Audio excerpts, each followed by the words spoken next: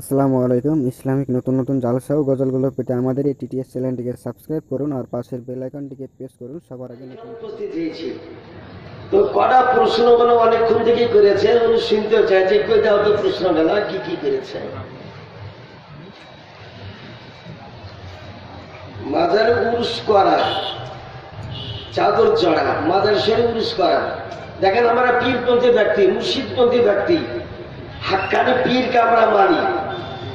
পীরের জন্য চারটা শর্ত আছে, এই চারটা শর্ত যার মধ্যে থাকবে তাকে পীর মারা জায়েজ আছে, আর চারটা শর্ত যার মধ্যে থাকবে না তাকে পীর মারা জায়েজ নাই। সর্বপ্রথম সুন্নি সহিহুল আকীদা আলেম হতে হবে এবং তাকে খেলাফত প্রাপ্ত হতে হবে, তার খেলাফতটা নবী পর্যন্ত পৌঁছাতে হবে, আর সে ব্যক্তি ফাসেকে মলিন যাতে না হয়। এই চারটা যে পীরের শর্ত। আজকাল পীরের বাটা পীর, তার আর বাড়িয়ালি পীর, আর ট্যাক্সি বলদ পীর, ওই সমস্ত পীরকে আমি রেজবি, আমি শুননি। আমি একটা মাসলাকা আলা হাজরাতে ব্যক্তি, বেরেলি ইউনিভার্সিটির আমি একটা ছাত্র, মাদ্রাসা মনজুর ইসলামের একটা ছাত্র, বুঝলি, গভর্নমেন্ট লাইনে এমএম করা একজন ব্যক্তি, মুমতাজুল মুহাদ্দিসের ডিগ্রি আছে। সেই হিসাবে আপনাদেরকে আরজ করি, পীরের জন্য সর্বদা আলেম হওয়া শর্ত, এবং ওই আলেমটার জন্য সুন্নি সহিহুল আকীদা হয়। তারপর সে আলেমটা কোন আল্লাহর কামেল ওলির কাছে খেলাফত প্রাপ্ত হবে, খলিফা করবে, এবং এই খেলাফতটা সঠিক না মাঝখানে ক্যান্সেল হচ্ছে, রাসূলুল্লাহ সাল্লাল্লাহু আলাইহি ওয়াসাল্লাম পর্যন্ত আর খেলাফতটা পৌঁছাতে হবে। একে সাজরায়ে নসাব, সাজরায়ে সিলসিলা বলা হয়। এবং ওই পীর সাহেব ফাসেকে মলিন যাতে না হয়। চার দোকানে বসে টিভি দেখতে লাগলো, অমুক করতে লাগলো, তমুক করতে লাগলো, কোনোদিন নামাজ পড়লো, কোনোদিন নামাজ পড়লো না, পাঁচজনের মসজিদ থাকলো তো আপনগুলিদের ঘরে যাই আপনার টাইম কাটিয়ে দিল। এরকম ফাসেকে মলিন যাতে পীর না হয়, এরকম সুযোগ্য যদি পীর হয় তবে তার হাতে বায়াত গ্রহণ করা জায়েজ আছে। আর মাজার শরীফে উরুস শরীফ করা, উরুস করা চলবে কি চলবে না? এখন যদি আমি ওটা রাসূলুল্লাহ উরুস শরীফ হলো কি হলো না, আপনাকে তাহলে সর্বোচ্চ আমাকে প্রমাণ করতে হয় যে আল্লাহ নবী সাল্লাল্লাহু আলাইহি ওয়াসাল্লাম উরুস শরীফ সাহাবায়ে কেরামগণ করেছেন কি করেননি। তো সব কাজে শুধু বেদাত বেদাত বেদাতের ফতোয়া দিলে তো আসল লাইনটা বুঝতে পারবে না। যে কোনো একটা কথা বলে বেদাত, এটা করা বেদাত, এটা করা বেদাত। আমার কাছে ভালো করে শুনিলেন, রাসূলুল্লাহ সাল্লাল্লাহু আলাইহি ওয়াসাল্লামের উরুস শরীফ সাহাবায়ে কেরামগণ করেছেন। কিতাবের নাম ফতোয়া মালিকুল উলামা, 409 পৃষ্ঠা। আল্লামা জাফরউদ্দিন বিহারী তিনি তাফসিরে জাহিদি থেকে প্রমাণ করতেছেন, আল মাহফুজাত ইহয়া মুনিরি রহমাতুল্লাহ কিতাব থেকে প্রমাণ করতেছেন। রাসূলুল্লাহ সাল্লাল্লাহু আলাইহি ওয়াসাল্লাম ইন্তেকালের পর আবু বকর সিদ্দিক রাদিয়াল্লাহু তাআলা আনহুকে কবে খেলাফতের তখ্তে বসানো হলো এটাই তো ভালো করে জানেন না। রাসূলুল্লাহ সাল্লাল্লাহু আলাইহি ওয়াসাল্লাম ইন্তেকালের পর 12 দিন পরে আবু বকর সিদ্দিক রাদিয়াল্লাহু তাআলা মুসনাদে খেলাফতে বসেছেন। খলিফাতুল মুসলিমিন হিসাবে ওনার দায়িত্ব মক্কা মদিনা দেওয়া হয়েছে। 12 দিনকার দিন। যে কোনো লোক ইন্তেকাল করলে 3 দিন পর্যন্ত তার বাড়িতে কুটুম সাক্ষাৎ জানাজা নামাজ পড়তে আসো, তো কাছে নিতে বাড়ি হাতে তাড়াতাড়ি চলে যাও। যদি যাওয়ার অসুবিধা হয়, পাড়ার লোকে খাবার যদি না দেয়, তো যে বাড়িতে ইন্তেকাল করেছেন ওই বাড়ির লোকই খাওয়া দাওয়া করাতে পারে। তবে 3 দিন তার বাড়িতে শৌক, 4 দিনকার দিন চাহরমের মিলাদ, 2টা মিলাদ হয়, একটা চাহরমের মিলাদ, একটা 40 মিলাদ। তো রাসূলুল্লাহ সাল্লাল্লাহু আলাইহি ওয়াসাল্লামের চাহরমের কিন্তু চাহরম পালন করা হয়নি। উনার ওইটা দিয়েছেন লোককে খাওয়ানো হয়েছে, ওটা আয়েশা সিদ্দিকা রাদিয়াল্লাহু তাআলা তিনি করেছিলেন। তারপর ওনার 9 জন বিবি 9 দিন করেছিলেন। তো 9 দিন আর 3 দিন হলো 12 দিন। আর 12 দিনকার দিন আবু বকর সিদ্দিক রাদিয়াল্লাহু তাআলা মুসনাদে খেলাফতে বসলেন। বসার পর তিনি হুকুম দিয়ে দিলেন মক্কা মদিনার সমস্ত লোককে ছাগল, উট, গাই ইত্যাদি জবাই করো, আর রুটি তৈরি করুন। তো মদিনা লোকে বলতেছেন এত খাবার কেন, এত রুটি কেন, এত গোস্ত কেন? গোটা মদিনা শরীফের গোস্তের খুশবু উঠতেছিল। অনেক ব্যক্তি ছিলেন, কত লক্ষ লোক ছিলেন, 1 লক্ষেরও বেশি লোক ছিলেন। আবু বকর সিদ্দিক রাদিয়াল্লাহু আনহু তিনি বললেন, খাবার খাওয়ার পর কেউ চলে যেও না, তোমরা তো সাহাবী রাসূল ছিলেন, সকলে তিনারা বসে গেলেন।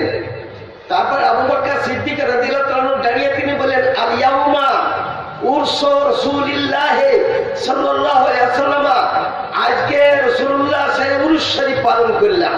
সুবহানাল্লাহ। হাদিস কার নাম? হাদিস কাকে বলে? সঠিক উত্তর দিতে পারবে না। হাদিস কাকে বলে?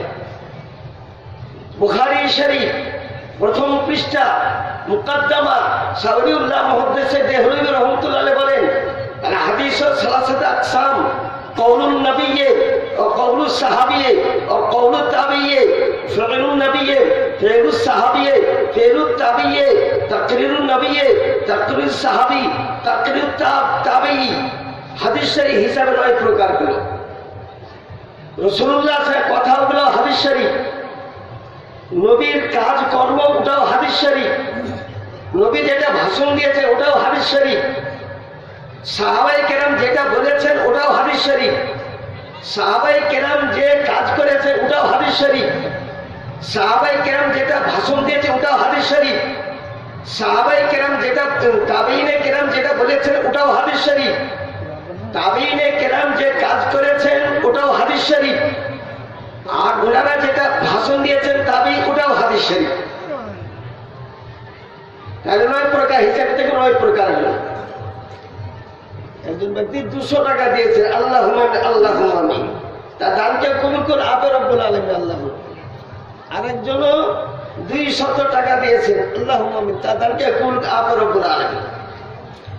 তাহলে হাদিস শরীফ আপনি বুঝতে পারলেন তো? হাদিস শরীফ সম্বন্ধে বুখারী শরীফে কয় হাজার হাদিস আছে? ৭,২৭৫টা হাদিস শরীফ আছে। আর ইমামে বুখারী 6 লক্ষ হাদিস শরীফ থেকে তিনি এই বুখারী শরীফে নির্বাচন করেছেন। একটা বাংলা শিক্ষিত লোক কিংবা একটা সাধারণ ব্যক্তির জ্ঞান হলো না যে মাত্র ৭,২৭৫টি হাদিস মতান্তরে কিছু কম বেশি বুখারী শরীফে আছে, বাদ বাকি হাদিস গেল কোথায়? উড়ে চলে গিয়েছে না আছে? 6 লক্ষ হাদিস শরীফ থেকে নির্বাচন করেছে বুখারী শরীফকে। বাকি হাদিস শরীফ কোথায় গেল? বাকি হাদিস শরীফ সমস্ত জমা আছে, অন্যান্য হাদিস শরীফের মধ্যে আছে। যেমন ইমাম বুখারী তারিখে কাবির লিখেছেন, তারিখে কাবির হাজার হাজার হাদিস শরীফ আছে। ইমাম বুখারী যেমন বুখারী শরীফ লেখা, ইমাম বুখারী তারিখে কাবিরটাও ইমামে বুখারীরই লেখা। এই জ্ঞান দিতে দিতে আমাদের জন্ম গেল বেরাদুল ইসলাম। তা উরুস শরীফ আবু বকর সিদ্দিক করেছেন, এটা কি হাদিস শরীফ বলা হয়? কারণ আগে কি বলেছে, সাহাবায়ে কেরাম যেটা করবেন ওটাই হাদিস শরীফ। আর একটা মিসাল দিয়ে আপনাকে বুঝেছি, ওটা বুখারী শরীফের, মুসলিম শরীফে পাবেন, আপনি তিরমিজি শরীফে পাবেন, অন্যান্য হাদিস শরীফের মধ্যে মেলা হাদিস শরীফের মধ্যে পাবেন। তারাবি নামাজ কয় রাকাত? তারাবি নামাজ 20 রাকাত। এখন যদি কেউ বলে 8 রাকাত, আমার নাম মোহাম্মদ নাঈমুদ্দিন রিজভী, পৃথিবীর কোন হাদিস শরীফের মধ্যে 8 রাকাত তারাবি নামাজই নাই। 8 রাকাত তারাবি নামাজ নাই, 20 রাকাত তারাবি নামাজ।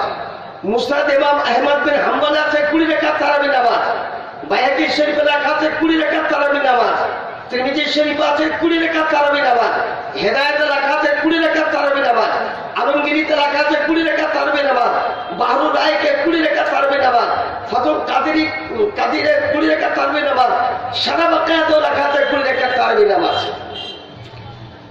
আগতে তারাবি নামাজে জামাত হতো না, একা একা তারাবি নামাজ পড়তে। রাসূলুল্লাহ সাল্লাল্লাহু আলাইহি ওয়াসাল্লামের যুগে তারাবি নামাজ জামাতে হয়নি, একা একাই পড়েছেন। স্বয়ং রাসূলুল্লাহ সাল্লাল্লাহু আলাইহি ওয়াসাল্লাম একা একাই পড়েছেন তারাবি নামাজ। মসজিদে 3 দিন পড়েছেন, বাদ বাকি তিনি আপন বাড়ি আয়েশা সিদ্দিকা হুজরাখানায় পড়েছেন। আবু বকর সিদ্দিক রাদিয়াল্লাহু তাআলা 2 বছর 2 মাস 10 দিন মুসনাদে খেলাফতে ছিলেন, তখনও তারাবি নামাজ তিনি 20 রাকাত একা একাই পড়েছেন। কিন্তু মদিনার লোক নামাজ কাজা করেন। আমি তো মক্কা হজ করতে গিয়ে দেখেছি এখন পর্যন্ত মক্কা মদিনা লোক নামাজ খুব কম কাজা করে। যত বেশি নামাজ কাজা করে এই মুর্শিদাবাদ, চোর চোট্টা দাগাবাজ তিনিলিয়া মুর্শিদাবাদ,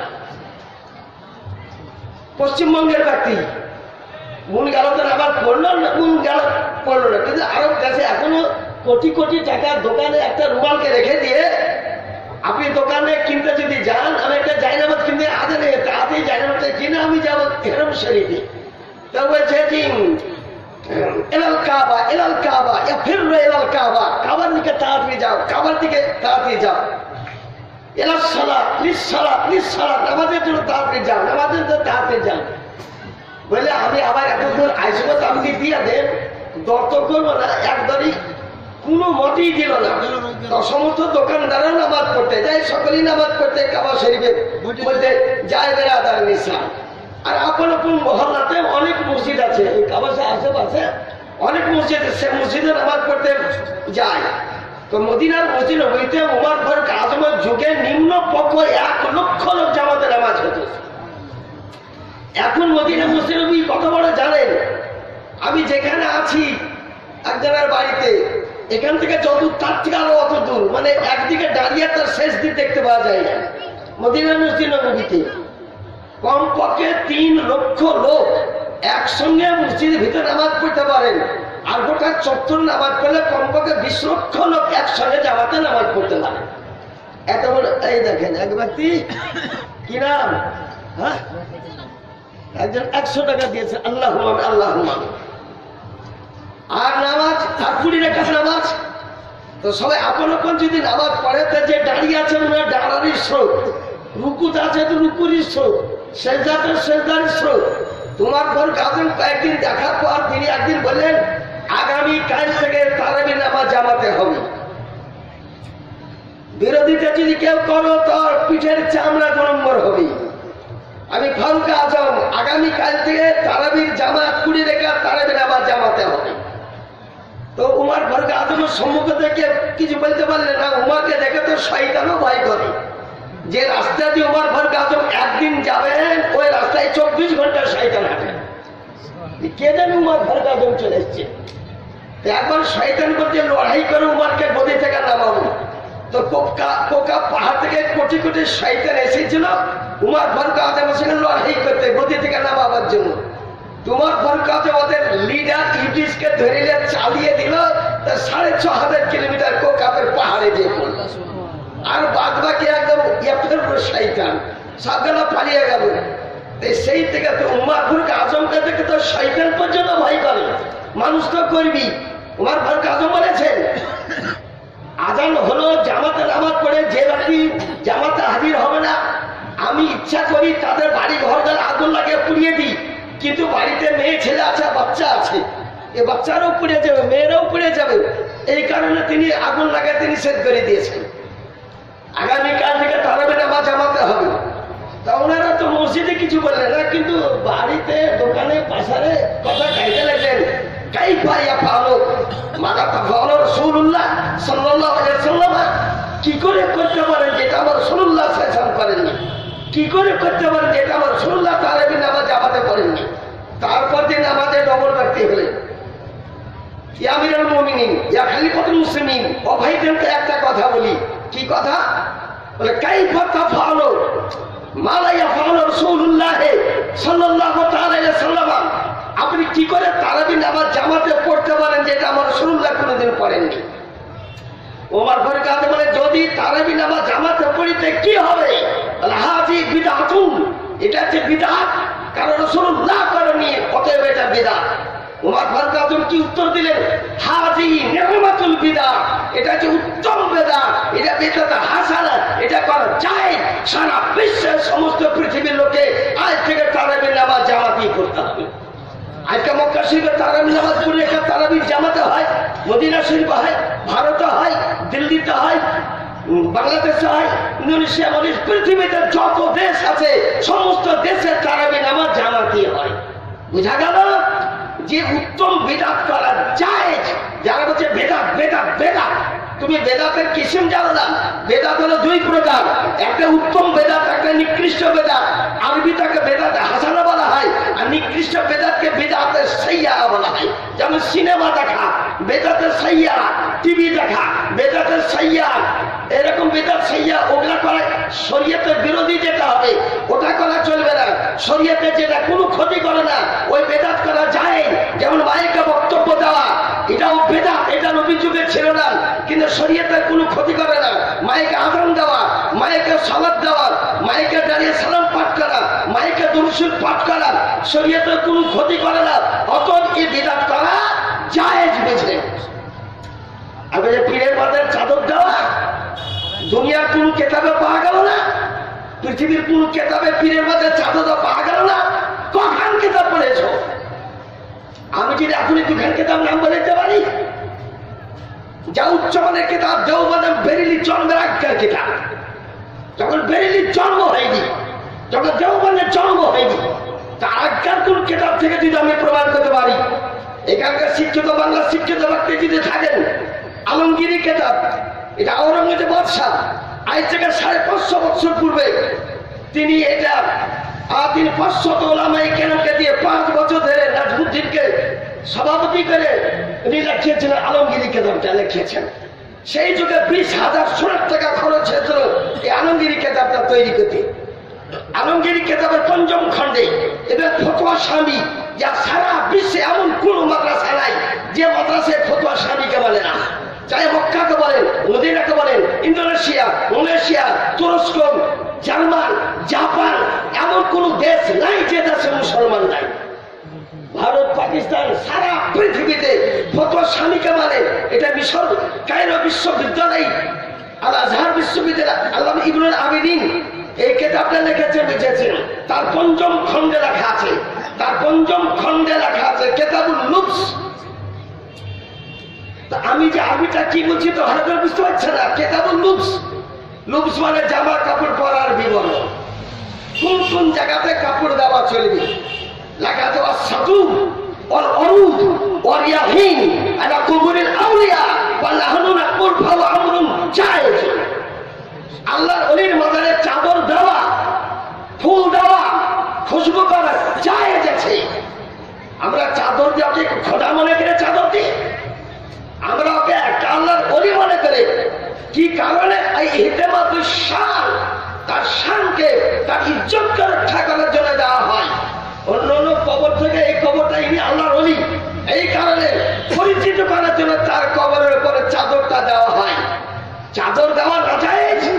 আজ পর্যন্ত বিশ্বের কোন মুফতি, কোন মৌলানা কেউ না জায়েজ প্রমাণ করতে পারবে না যে আল্লাহর ওলির মাথার চাদর দেওয়া। তারপরে ফুল দেওয়া, ফুল দেওয়া জায়েজ আছে। বুখারী শরীফ প্রথম খণ্ড বাব ইসবাতে আযাবিল কবর, তাতে আবার রাসূলুল্লাহ সাল্লাল্লাহু আলাইহি ওয়াসাল্লাম একদিন চলতেছে জান্নাতুল গারকাত কবরস্থানের উপর দিয়ে। হঠাৎ হুজুর দাঁড়িয়ে গেলেন। হুজুর আপনি এখানে দাঁড়ালেন কেন? বলে হাযানি কবরান ইউআযাবা, এখানে দুইটা কবর আছে, কবরবাসীকে আযাব হচ্ছে। হুজুর এখানে কবর কি করে হলো? কতদিন আগের কবর? লাইফি জামানে মুসা কালিমুল্লাহ, মুসা কালিমুল্লাহ যুগের কবর, 1000 বছর আগে কবর দেওয়া হয়েছে। নবী কত বড় ইলমে গায়েব জানে, এই কবরটা কতদিন আগে দেওয়া হয়েছে তারও গায়েবের খবর আমার রাসূলুল্লাহ সাহেব দিতেছে। এই মুসা কালিমুল্লাহ উম্মাহ 1000 বছর আগে আগে তখন করা হয়েছে। আমি যখন কবরস্থান উপর দিয়ে চলতেছি তো কবরবাসী মাটির তল থেকে আমাকে চিনতে পেরে গিয়েছে। তাই বলতেছি ইয়া রাসূলুল্লাহ, ইয়া নবী আল্লাহ সাল্লাল্লাহু আলাইহি ওয়াসাল্লাম, আল্লাহর কাছে দোয়া করেন আমাদের কবর আযাব তাকফীর করে দেন, কম করে দেন। তাহলে মাটির তলকা 14 মণ মাটির তলে একটা মুর্দা ব্যক্তি রাসূলুল্লাহ সাল্লাল্লাহু আলাইহি ওয়াসাল্লামকে চিনতে পারলো না। আর 1400 বছর পর তুমি আমাকে যে নবী আমারা বড় ভাই, নবী আমার বড় ভাই, ঢাকাতে বুখারী শরীফের হাদিস। কবরবাসী কি বলতেছে? ইয়া রাসূলুল্লাহ, আপনি ফাদুল্লাহ লানা, আপনি আল্লাহর দরবারে একটু দোয়া করেন, আল্লাহ যেন আমাদের কবরে আপনার দোয়ার ওসিলাতে কবর আযাব কম হয়ে যায়। আমার রাসূলুল্লাহ সাল্লাল্লাহু আলাইহি ওয়াসাল্লাম জানি খেজুরের ডাল কেটে নিয়েছো, খেজুরের ডাল কাটা হলো, সুম্মা কাসারা কিসরা তাইনে, খেজুরের ডালটাকে 2 ভাগে ভাগ করে দিলেন। ও ওদা আলা কুবুরে হেমা, দুইটা কবরের উপর গেড়ে দিলেন রাসূলুল্লাহ সাল্লাল্লাহু আলাইহি ওয়াসাল্লাম। অকাল রাসূলুল্লাহ সাল্লাল্লাহু আলাইহি ওয়াসাল্লাম লাগু আযাবা হাত্তা এই বেছা, যা তোদের কবরে আযাব হবে না যতদিন খেজুরের ডাল কাঁচা অবস্থায় থাকবে। নারে তাকবীর, নারে সালাম। ইয়া রাসূলুল্লাহ সাল্লাল্লাহু আলাইহি ওয়াসাল্লাম, কারণ যে কোন কাঁচা জিনিস কবর উপর থাকলেও ও আল্লাহ আল্লাহ তাসবিহ করে। আলমগীর কিতাবে লেখা আছে কবর উপর কোন কাঁচা ঘাস কি কিছু থাকে না, একটাও হাসিস হাতটা এই বেশা, যখন শুকিয়ে যাবে মারা যাবে তখন তুমি কাটিও। জিন্দা অবস্থায় থাকবে তো আল্লাহ তসবিহ করেন, ও তসবিতে কবরের আযাব কম হয়। একটা ঘাসের তসবিহ, একটা গাছের তসবিতে যদি কবর আযাব কম হয়, আমি মুসলমান হিসাবে যদি কোরআন শরীফ পড়ি, আমি যদি দোয়া খায়ের করি, আমি দরুদ শরীফ পড়ি, আমি যদি মিলাদ করি, আমি যদি ক্যাম করি, তবে তার কবরে পৌঁছাবে না? নিশ্চয়ই পৌঁছাবে। বেরাদার ইসলাম, তাই ওই কাঁচা ডাল তাই লিখতেছেন ওইখানে যা ভাত কেতাবের মধ্যে যে ওইখানে হুজুর যেটা পেয়েছে ওইটাই দিয়েছেন। ওইরকম গোলাপ ফুল অসাতুর অরুদ, অরুদ মানে গোলাপ ফুল, অর্জুন মানে গোলাপ ফুল, গোলাপ ফুল আল্লাহ নবীর মাজারে দেওয়াটা জায়েজ আছে এবং চাদর দেওয়া জায়েজ আছে। অনুরূপ আলমগীরি কেতাবের মধ্যে লেখা আছে।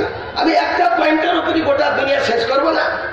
কবরের সেজদা আজকাল জোহালা পীর, সোপাহা পীর, এই কিছু কিছু জাহেল পীরেদের জন্যই আমার আহলে সুন্নতে জামাতকে দুর্নাম দিতে হয়। কবরের সেজদা করা হারাম, এক খোদা ছাড়া কাউকে সেজদা করা চলবে না, আল্লাহ ছাড়া কাউকে সেজদা করা চলবে না। এটা আপনারা জেনে নেন।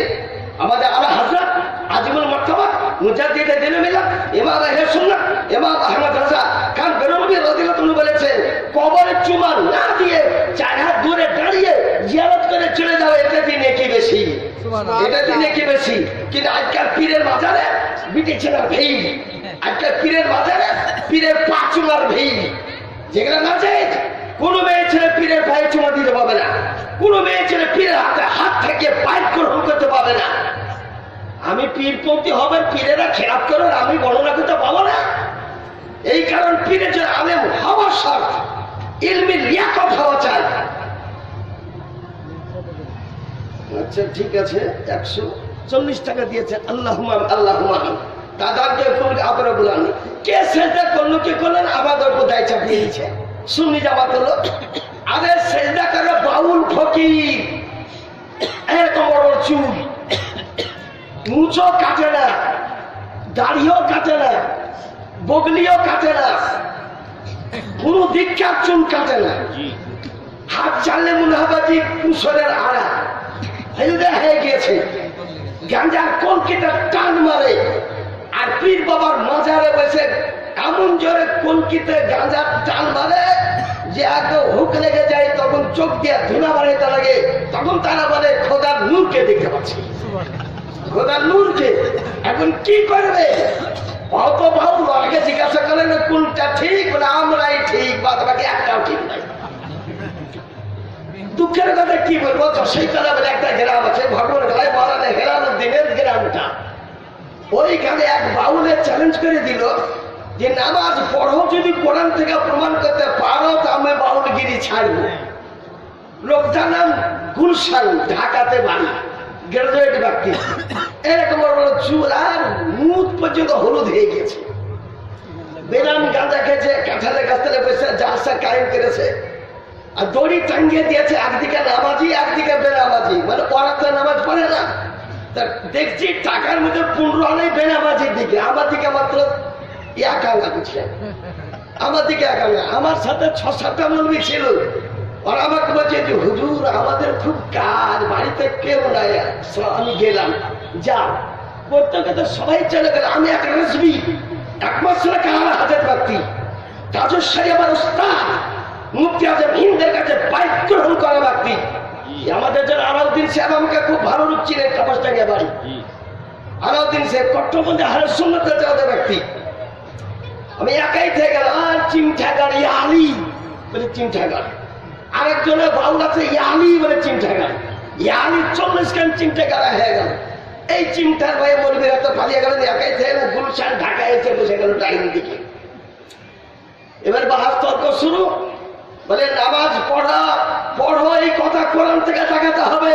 ঢাকা থেকে ময়মনসিংহ এবং বগুড়া পর্যন্ত সমস্ত আলেম ওলামাকে চ্যালেঞ্জ করলাম, আজ পর্যন্ত কেউ নামাজ পড়ো কোরআন শরীফ থেকে প্রমাণ করতে পারলেন না। আপনিও সহাতে পারবেন না, আমার কাছে শুনেলেন কেমন? মানে ঠিক আছে, তুমি সকলেই পালটে পড়েছে, রেজবির পালটে তুমি পড়নি, মশলা কালা হাতের পালটে পড়নি, ইমাম আহমদ রাজা খান বেরুলের আকায়েদের মূল্যকারী পালট তুমি পড়নি। তোমার ধারে আজ কতটা তেল আছে আজকে তুমি বুঝতে পারবে। এই দেখুন একজন কত টাকা দিয়েছে মায়ের উপর, আল্লাহ কিছু কিছু আপনি দেন। লালবাগের জালসা বুঝলেন, যাতে প্রতি বছর কমিটির লোক জালসাটা করতে পারে, প্রত্যেক বছর জালসাটা কায়েম করতে পারে। জনাব হলো মোরান আবু তাহের সাহেব, এটা মসজিদ ইমাম সাহেব আছে, কষ্ট করে জালসাটা কায়েমও করেছেন। তাই মায়েরা ঘরের ভাইরা যে যার যেদিকটা পারবেন আপনারা দেন। আবার আমি বলি তাহলে এবার কোরআন শরীফ শুনেন, বলো তো নামাজ পড়ো, জাকাত দাও, কোরআন শরীফে ক জায়গাতে আছে নামাজ প্রতিষ্ঠিত করো, এবং জাকাত দাও মানে বিদেশি জায়গায়, গুলশান ঢাকা গাঁজা খেয়ে ব্রেন ঠিক করো, অনুরূপ সমস্ত লোক বলতে যে নামাজ পড়ো জাকাত দাও কোরআন শরীফ বিদেশি জায়গায় আছে।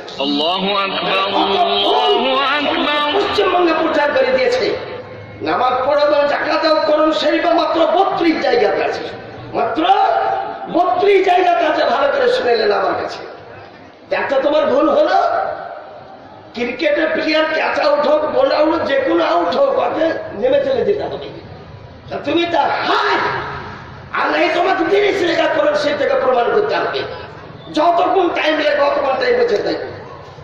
বাবা বলছে আমার ভুল হয়ে গিয়েছে, এবার লোকে বলছে ভুল হয়ে আছে, বলে মাপ দেন, আবার শুরু করেন। আমি বলে আকিমুস সালাত ওয়া আতুজ যাকাতা, তর্জমা করতে নামাজ প্রতিষ্ঠিত করো, দাঁড়াও, রুকু করো, সিজদা করো, আত্মীয়তা করো, সালাম ফেরাও, সব মিলিয়ে কায়েম হয়, নামাজ প্রতিষ্ঠিত করো। আমি বলি নামাজ পড়ো দেখাতে হবে। ঠিক আছে নামাজ পড়ে দেখিয়ে দিব। আচ্ছা তুমি তর্জমা করো তো সূরা কাউসার, বিসমিল্লাহির রহমানির রহিম, ইন্না আ'তাইনাকাল কাউসার ফাসাল্লি লিরাব্বিকা ওয়ানহার ইন্না শানিয়াকা হুয়াল আবতার। কোরআনের তর্জমা জানতেন, সঙ্গে সঙ্গে নিজের মাথার লাল পাগড়ি ঝটিকে ফেলিয়ে দিয়ে বুঝেছিল। আজ পর্যন্ত কোন মুফতি একটা দলিল আমাকে দেয়নি, সূরা কাউসারের দলিল দেয়নি। ইন্না আ'তাইনাকাল কাউসার, আপনাকে কাউসার দান করিলাম, অতএব আপনি নামাজ পড়ুন এবং কুরবানি করুন। ফাসাল্লি লিরাব্বিকা ওয়ানহার, অতএব আপনি নামাজ পড়ুন এবং কুরবানি করুন। ফাসাল্লি লিরাব্বিকা, আপনি নামাজ পড়ুন। নামাজ পড়া কিন্তু বাউলগিরি করে জিদ করলো না, বলে দাড়িকে কাল থেকে চারা করে নিচ কেটে দিব, বগলি কাটবো, আর যত আমার এখানে 40টা বদের ই ছিল বাউল, বলে সব তওবা করে নেন ওই মধ্যে মুক্তির হাতে। এই তো ভগবানগুলো যশোরে লাগবে এরিয়ার মধ্যে পড়তেছে। তাই আপনাদেরকে আরজ করি যে ওরাই পীরের মাজারে বসে থাকে, ওরা সেজদা করে, আর ওদেরকে দেখে আপনি আমাদেরকে দোষ দিচ্ছেন, সুন্নিকে আপনি দোষ দিচ্ছেন।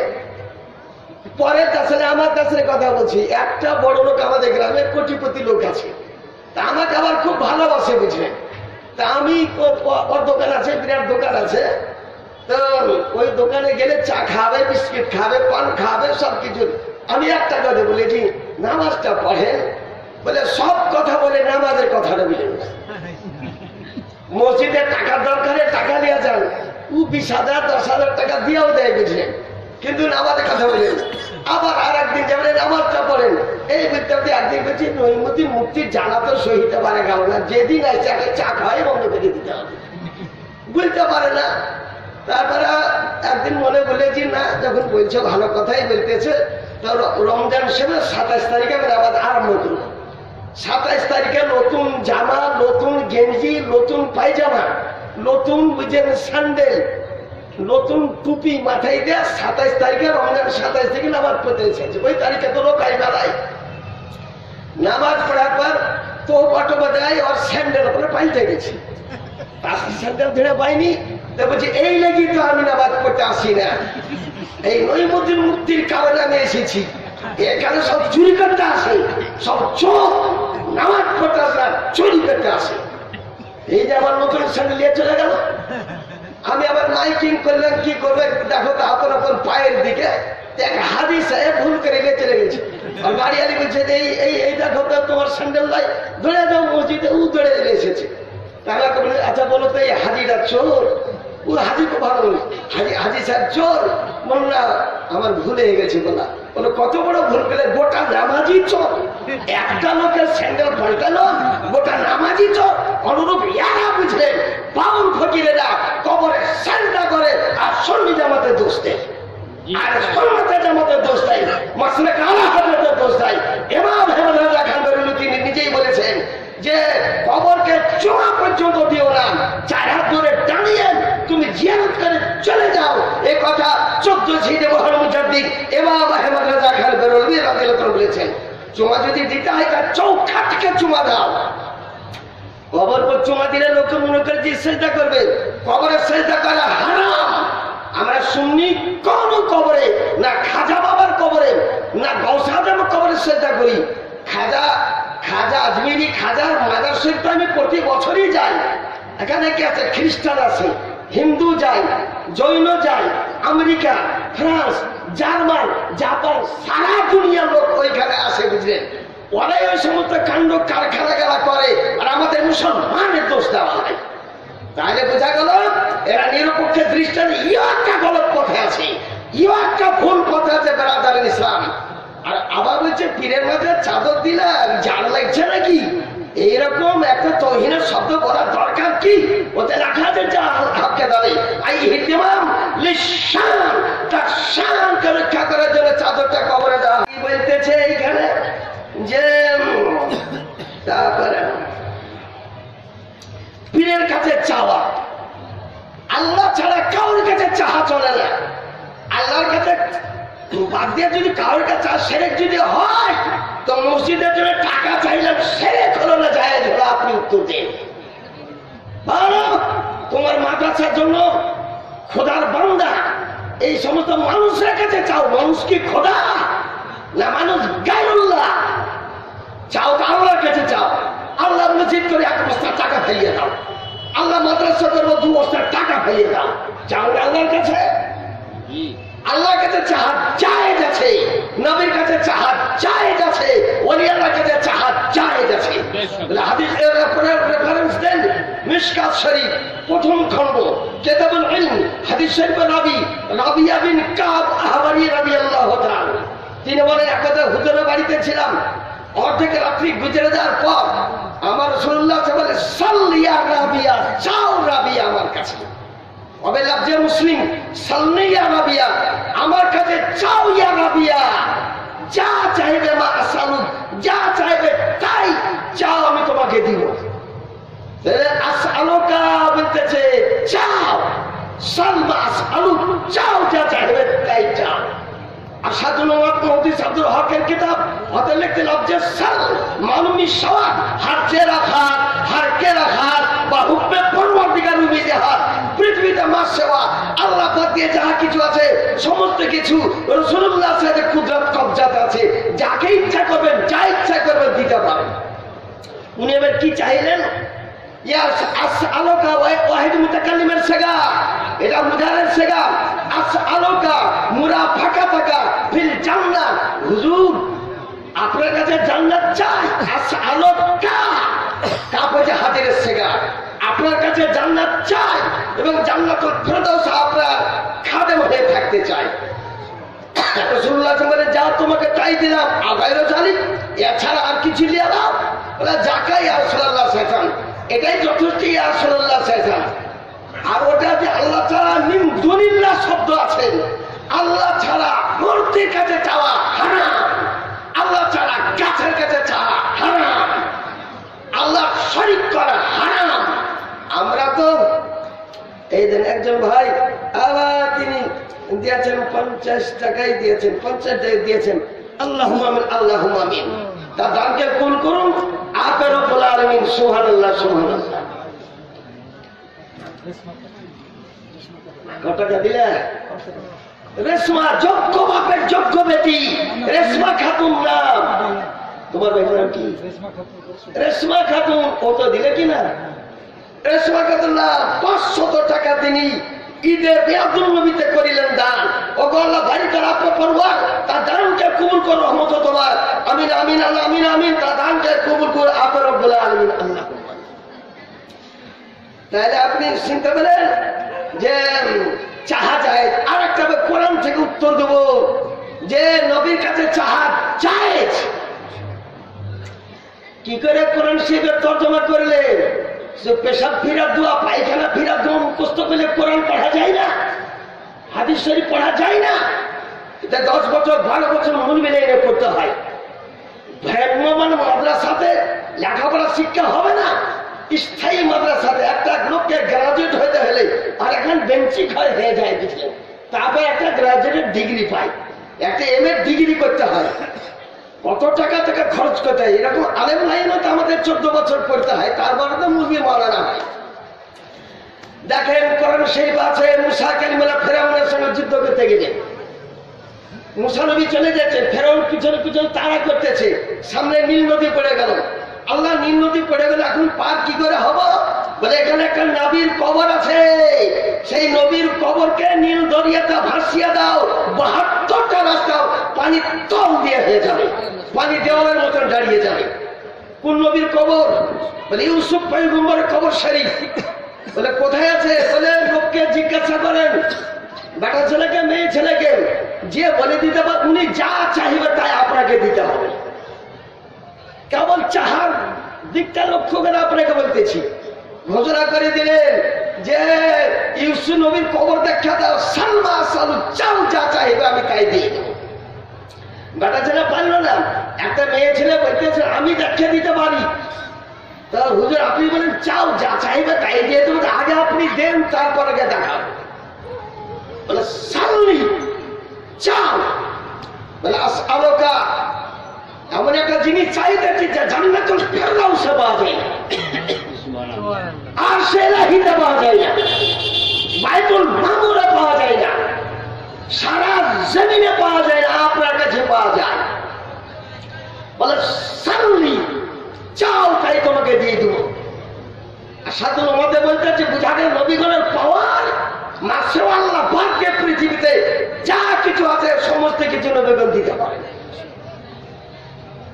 চাও, এবার কি চাইলো শুনেন, আপনাকে বিবাহ করতে চাই। তো মুসা কালিমকে জানালি মেজাজে পয়গম্বর, মানে একটা পয়গম্বরের বেটি সোয়াইবা খাতুনের বেটি সুপরাকে বিবাহ করেছি। ওর মনটা কোন নবী আপন বিবির মনকে কষ্ট দিতে চাই না, এটা ভাবিয়ে যেটা চাবে চাও।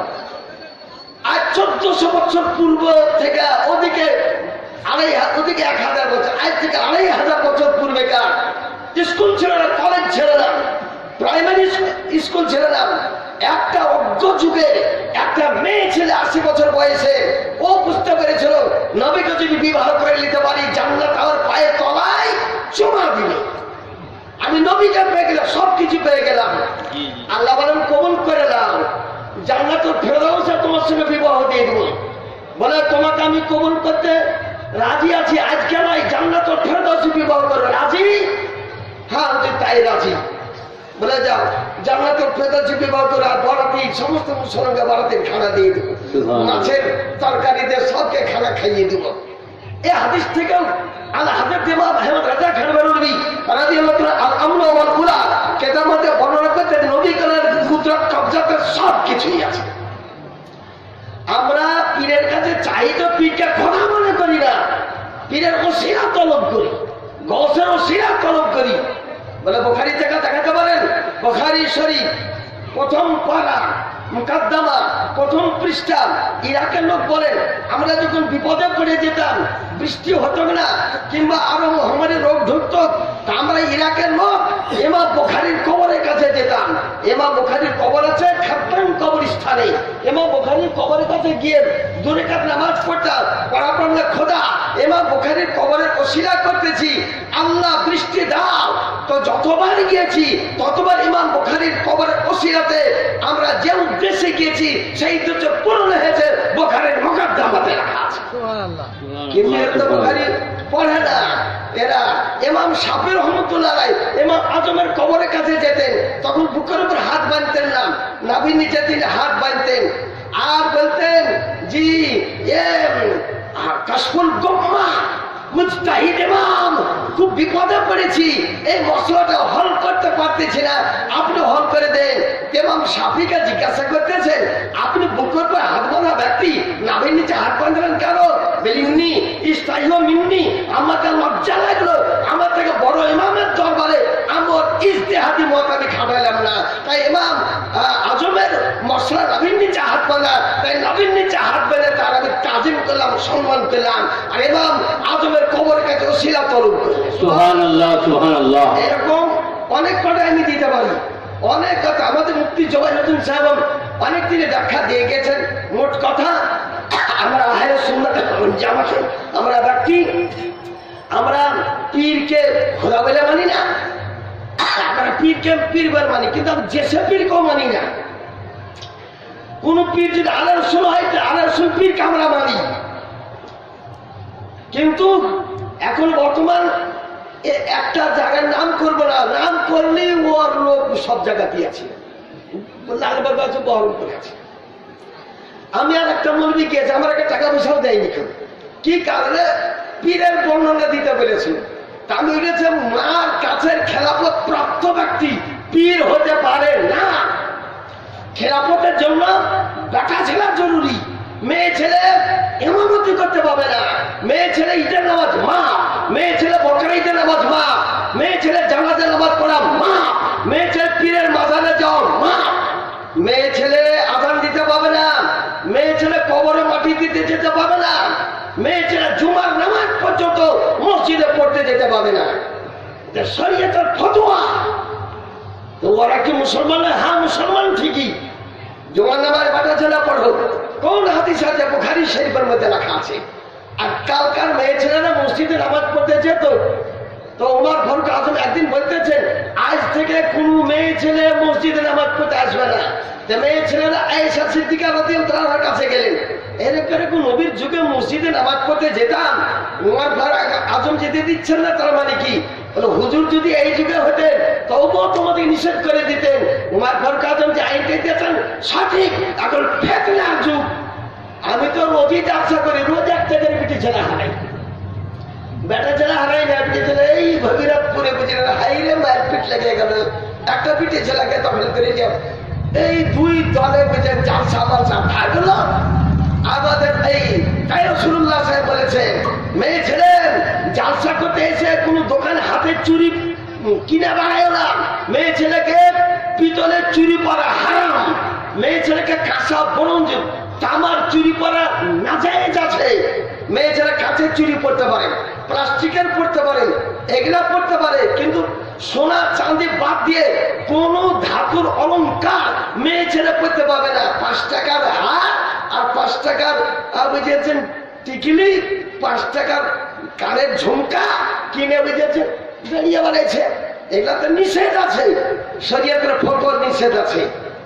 তবে হ্যাঁ, আল্লাহর ওলির মাজারে মানত মারা জায়েজ আছে, তাই বলে বলি আল্লাহকে তুই খা, তা বলে না। কেউ বলে মসজিদে 1 পাতিলা ক্ষীর দিব, তার মানে মসজিদ খাবে, তার মানে মসজিদে মুসল্লি খাবে। মানতেক পড়তে হবে, আমি এতে নিজে মানতেক পড়াই। একটা কথা বলে আরেকটা কথাকে বুঝে বুঝতে হয়। যদি বলি ধোঁয়া উঠেছে, তারপরে বুঝলে এখানে আগুন জ্বলছে, এখানে আগুন জ্বলছে। যদি বলে রাত্রি, তো বুঝে নিতে এখন দিন নয়। একটা বলে আর একটা বুঝেছে, নিজের ব্রেন নিজের তাফাক করে নিজের ফিকিরের মধ্যে আনতে হয়, তার নাম হচ্ছে বিদ্যা, বুঝলেন? ওইটা ইলমে মানতেকে ওটা পড়ানো হয়। তো এরা ধরেন সরাসরি মসজিদে পীরের মাজারে মুরুদ দেওয়া চলবে না, তো মসজিদে ক্ষীর দেওয়া কি করে চলে? পীরের মাজারে মুরুদ দেওয়ার মানে আল্লাহর ওলি তোমার নামে একটা মুরুদ দিলাম, এই মুরগের ওসিলাত আল্লাহ এই বিপদে কাটাও, ওর গোস্ত গরিব ফকির মিসকিন সাদকা গরিব মিসকিনে খাইতে হবে। মাজারের খাদেমেরা তো এখন বর্তমান অধিকাংশ চোর, টাকা দিয়ে চলে যেতে, তা আমরা কি করবো বুঝলেন? আমরা তো